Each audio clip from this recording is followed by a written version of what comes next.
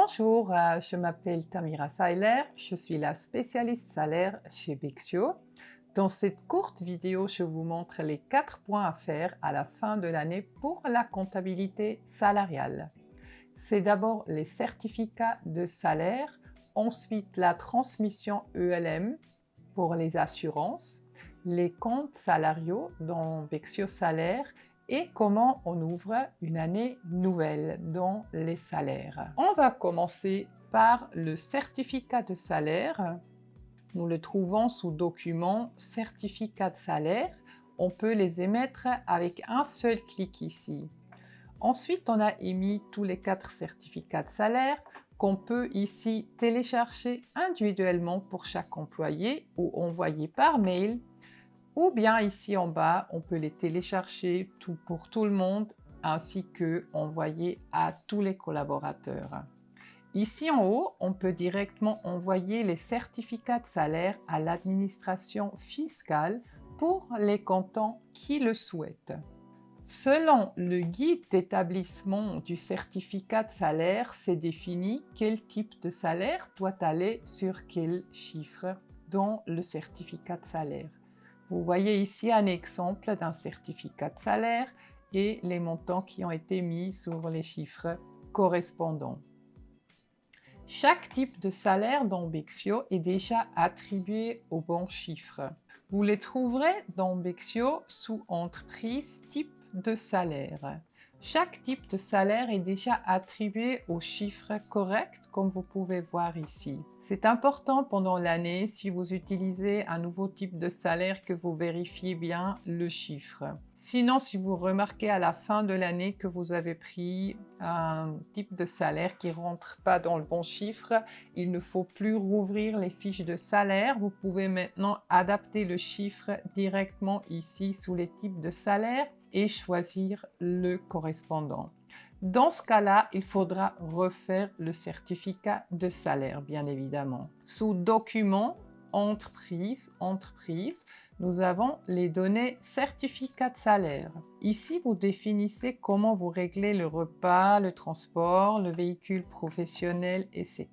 Ça, c'est sur la base de l'entreprise, donc c'est pour tout le monde. Tout en bas ici, vous avez le responsable des salaires. Il faudra remplir les données ici puisqu'on copie de l'email, ça sera envoyé au responsable de salaire. Si pour un des employés, il y a autre chose, il suffit de cliquer sur l'employé. Vous avez ici aussi les données certificat de salaire et vous dites par exemple à lui, il a le véhicule professionnel et vous changez ces paramètres. Ensuite, nous avons l'annonce annuelle des assurances qui se trouve sous document annonce annuelle. Si vous pouvez télécharger les rapports d'abord et les vérifier ou les donner à votre fiduciaire pour vérification. Tout le paramétrage pour les transmissions électroniques, vous les faites sous entreprise, assurance.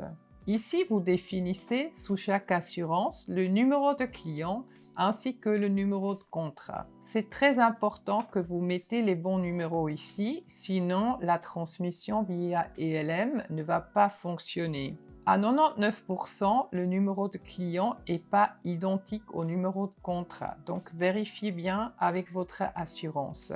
Ensuite, c'est très important aussi que vous ayez choisi avec déclaration électronique.